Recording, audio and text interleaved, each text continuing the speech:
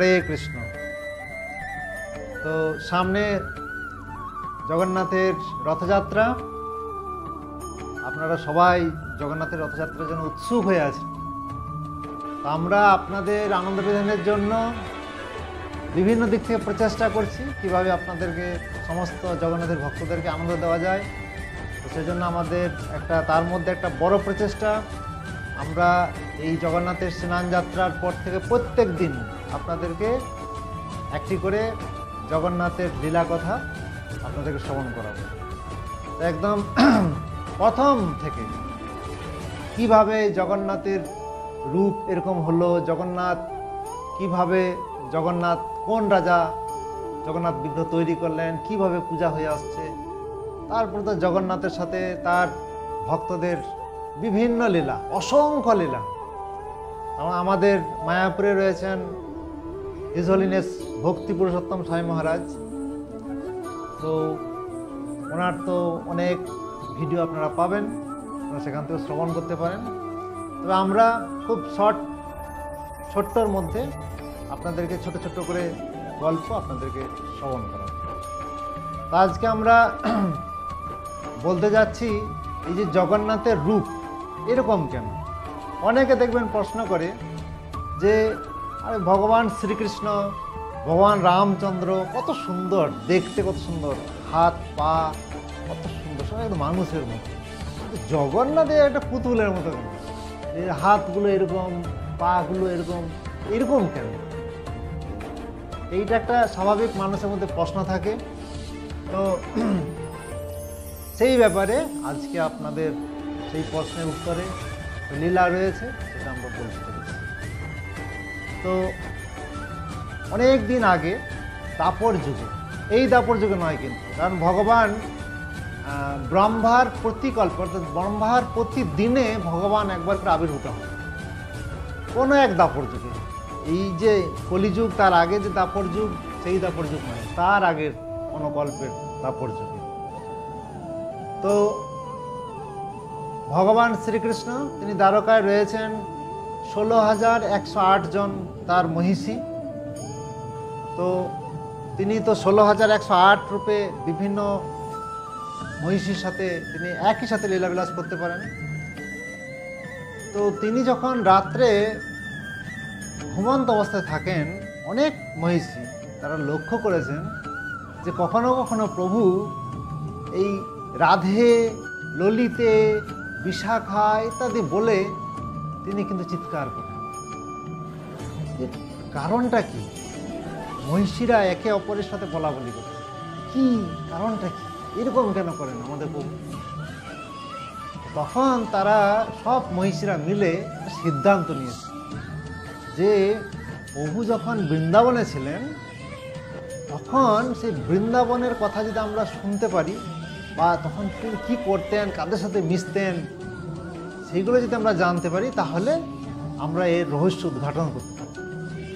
তখন তারা খুঁজে বেড়াচ্ছেন কার কাছ থেকে এই প্রভুর এই যে ছোটবেলার কাহিনীগুলো আমরা শ্রবণ করতে পারি। তো দ্বারকা এখন কে আছে?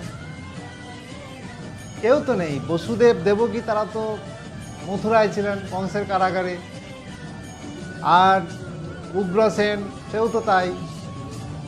তো সেরকম কেউ নেই, একমাত্র ব্যক্তি একজন আছেন যিনি সব কিছু জানেন এবং প্রভুর বাল্যলীলা সব কিছু তিনি নিজের স্বচক্ষে দেখেছেন। তো তিনি হচ্ছেন রোহিণী মাতা। রোহিণী মাতা, যিনি নন্দ মহারাজের গৃহে দীর্ঘদিন ধরে ছিলেন, যখন বসুদেব এবং দেবকী কংসের কারাগারে ছিলেন।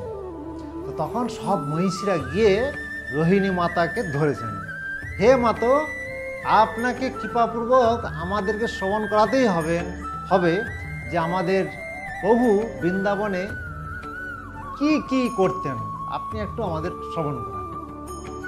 তখন রোহিণী মাতা বললেন, দেখো, এটা আমি শ্রবণ করাতে পারি, কোনো কঠিন কিছু না, কিন্তু এটা একটা শর্ত আছে। এই যে কৃষ্ণের বাল্যলীলা আমি যখন বর্ণনা করব, তখন যেন কৃষ্ণ এবং বলরাম সেখানে উপস্থিত না থাকে। এই শর্ত যদি তোমরা পালন করতে পারো আমি তোমাদেরকে বলতে পারি। মহিষীরা বলছে হ্যাঁ হ্যাঁ, এটা কি আছে, আমরা বড় হল ঘরে ঢুকবো আর আমাদের গেটে একজনকে দাঁড় করে দেবো, কাউকে ঢুকতে দেবো না, শুধু কৃষ্ণ বলরাম কেন। তো তারপর একটা বিশাল হল ঘরে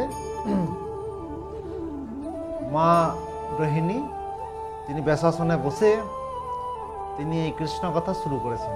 একদম জন্ম থেকে ভগবানের আবির্ভাব লীলা থেকে একদম সমস্ত বাল্যলীলা তিনি বর্ণনা করতে শুরু করেছেন। আর দ্বারকার সমস্ত মহিষীরা সব বসে গেছে একদম হাঁ করে শোনার জন্য, সব একদম ফুল হয়ে আছে, কি বলেন মা। আর তারা তাদের ননদ, সকলে প্রিয় ননদ সুভদ্রাকে গেটে রেখে দিয়েছে। তোমার ডিউটি হচ্ছে তুমি গেট কিপার, তুমি আমাদের প্রভু দুইজনকে ঢুকতে দেবে না, কৃষ্ণ আর বলরামকে তুমি কিন্তু এই আমাদের সবার মধ্যে আসতে দেবে না, এটা তোমার দায়িত্ব। তো এখন মা রোহিণী মাতা বর্ণনা করছেন সব, ধীরে ধীরে খুব কত অসুরদেরকে বধ করলেন, কিভাবে তিনি সমস্ত ব্রজবাসীদের প্রিয় হয়েছিলেন, সমস্ত কিছু বর্ণনা করছেন। আর সমস্ত মহিষীরা হাঁ করে শ্রবণ করছেন। কৃষ্ণলীলা এত কি বলবো, এত আকর্ষণীয়। কৃষ্ণ শব্দের অর্থ হচ্ছে সর্বাকর্ষণ, সকলকে আকর্ষণ করে। আর কৃষ্ণলীলা সে তো আরও আকর্ষণীয়। তো যখন এই কৃষ্ণলীলা, কৃষ্ণের বাল্যলীলা মা রোহিণী বর্ণনা করছেন, তখন সমস্ত মহিষীরা একদম স্তব্ধ হয়ে গেছেন, হ্যাঁ এইরকম লীলা। আর গেটের আড়াল থেকে সুভদ্রাও শুনছে। সুভদ্রা এইরকম তন্ময় হয়ে শুনছে, সে বাহ্য জ্ঞান নেই, আর বাইরে কি হচ্ছে, কি তার দায়িত্ব, কিচ্ছু মনে নেই, একদম তন্ময় হয়ে আছে। তারপরে আর কৃষ্ণ লীলা যেখানে হবে, কৃষ্ণ কথা যেখানে হবে, যেখানেই কৃষ্ণ কথা, যেখানেই কৃষ্ণ নাম, সেটাই গোলক বৃন্দাবন, আর সেখানেই ভগবান আবির্ভূত হয়েছেন। তো দুই ভগবান কৃষ্ণ বলরাম একদম ছুটে চলে এসছে। আরে আমাদের কথা হচ্ছে, চলো, মা রোহিণী বর্ণনা করছেন, আমরা কেন শুনবো না, আমরাও শুনতে যাবো। তো ছুটে এসে গেটে এসে দেখছে যে সুভদ্রা দাঁড়িয়ে আছে একদম গেটের মাঝখানে। তখন কৃষ্ণ বলরাম যে সুভদ্রা চলো আমরা ভিতরে ঢুকি, সুভদ্রার কোনো বাহ্য জ্ঞান নেই। তখন কৃষ্ণ বলরাম কি করেছেন না, দুই পাশে দুই ভাই দাঁড়িয়ে গেছে। তারপর দাঁড়িয়ে বলছে, হ্যাঁ বেশ ভালোই শোনা যাচ্ছে, আমরা এইখানেই দাঁড়িয়ে দাঁড়িয়ে শুনি কৃষ্ণ লীলা কথা। এইভাবে যখন তারা শুনছেন, তাদের সেই এত আনন্দ হচ্ছে, ভগবান তার নিজের সেই বাল্যলীলা শ্রবণ করে এত আনন্দ করছেন, সেই আনন্দে চোখগুলো বড় বড় হয়ে গেছে, মুখ গোল হয়ে গেছে, হাতগুলো একদম ঢুকে গেছে, আর পাগুলো ঢুকে গেছে একদম, মানে এটা হচ্ছে একটা অষ্টসাত্ত্বিক বিকারের একদম চূড়ান্ত পর্যায়, যেটা সাধারণ মানুষের মধ্যে দেখা যাবে না, তারা কিছু বুঝতেই পারবে না। অনেক সময় যারা উন্নত ভক্ত, শুদ্ধ ভক্ত, তাদের মধ্যে অষ্টসাত্ত্বিক বিকার দেখা যায়। তো এটা, আর ভগবান স্বয়ং তার মধ্যে আরও একদম অন্তিম যে দশা, সেই দশা ভগবানের মধ্যে লক্ষ্য করা যায়। যেমন চৈতন্য মহাপ্রভুর যখন পুরীতে ছিলেন, তিনি যখন এইভাবে ভগবান জগন্নাথের বিরহে যখন একদম বিরহ কাতর হয়ে যেতেন, হাতগুলো একদম চলে যেত, কখনো কখনো লম্বা হয়ে যেত, কখনো কখনো আবার ছোট হয়ে যেত। তো ঠিক সেই রকম কৃষ্ণ এবং বলরামের অবস্থা এরকম হয়েছে। আর ঠিক ওই সময় নারায়ণ নারায়ণ করে নারদ মুনি সেখানে উপস্থিত হয়ে গেছে। উপস্থিত হয়ে ভগবানকে প্রণাম জানিয়েছেন এবং জানিয়ে বলছেন, প্রভু এ তো এক অপূর্ব রূপ আপনাদের, এ কত সুন্দর রূপ, আপনি এই রূপে কোথায় থাকেন? তখন ভগবানের বাহ্য জ্ঞান ফিরে এসেছে, এতক্ষণ তো কথার মধ্যে তন্ময় ছিল।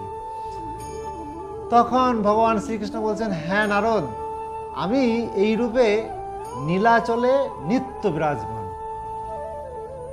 তখন নারদ মুনি বলছেন, প্রভু আপনার এই যে রূপ, এত সুন্দর, এত মনোমুগ্ধকর, এবং এই রূপ যদি জীব দেখে, সাধারণ মানুষ যদি দর্শন করে, তারাও পবিত্র হয়ে যাবে। এবং আপনার এই যে করুণাময় রূপ, এটা আপনি দয়া করে এই বদ্ধ জীবদের জন্য ওপেন করে দেন, আপনি সকলকে দর্শন দেন, কৃপা করে আপনি এই অনুরোধটি আমার রাখুন। তখন ভগবান বলেন, ঠিক আছে, তথাস্তু, আমি সমস্ত বদ্ধ জীবকে আমার এই রূপ দর্শন করাবো, যে রূপ দর্শন করে তারা এই ভববন্ধন থেকে মুক্তি লাভ করবে। এইভাবে ভগবান তার প্রিয় ভক্ত নারদের কাছে প্রতিশ্রুতিবদ্ধ হয়েছেন। তাই আজকে আমরা এই কলিযুগের বদ্ধ জীব পুরীধামে ভগবান সেই শ্রীকৃষ্ণের যে একটা সুন্দর লাবণ্যময় করুণাময় রূপ, জগন্নাথের রূপ, এটা আমরা দর্শন করতে পারছি। এবং এই জগন্নাথকে নিয়ে আমরা এত কিছু আনন্দ উৎসব, বিশেষ করে রথযাত্রা উৎসব, এটা আমরা উদযাপন করতে পারছি। জয় জগন্নাথ স্বামী কি জয়। তো জগন্নাথ হচ্ছেন করুণাময় বিগ্রহ, এবং ভগবানের যত রূপ রয়েছে তার মধ্যে খুব খুব করুণাময়। দেখুন, সমস্ত উৎসবে উপবাস করতে হয়, আর জগন্নাথ এত কৃপালু, এবার উপবাস না, প্রসাদ পাও, আমার প্রসাদ খাও, সবসময় প্রসাদ খাও আর ফেস্টিভ্যাল করো। দেখো, জগন্নাথের স্নান যাত্রা, জগন্নাথের রথযাত্রা, কোথাও কোনো উপবাস নেই, খান দান আর জগন্নাথের মাথায় জল ঢালুন, জগন্নাথের রথের রশি টানুন, কোনো অসুবিধা, কৃপা লাভ করুন। এই তো জগন্নাথ হচ্ছেন খুব ভক্তদের প্রিয় এবং খুব করুণাময়। তো সেজন্য আমরা এর পরের বেশ কয়েকটি ছোট্ট ছোট গল্প, জগন্নাথের লীলাকথা আপনাদেরকে শ্রবণ করাবো। আশা করি আপনাদের খুব ভালো লাগছে। তো আরও আমাদেরকে উৎসাহ দেওয়ার জন্য আপনারা দয়া করে এই ভিডিওগুলিতে লাইক করবেন এবং শেয়ার করবেন। আর আমাদের যে চ্যানেলটি, সেটা তো আপনারা সাবস্ক্রাইব করবেন বা অন্যদেরকে করানোর জন্য উৎসাহ তো দিচ্ছেন। তো দয়া করে আপনারা এইগুলো চালিয়ে যান, আর আমরা আমাদের ছোট ছোট ভিডিওগুলো চালিয়ে যান। হরে কৃষ্ণ।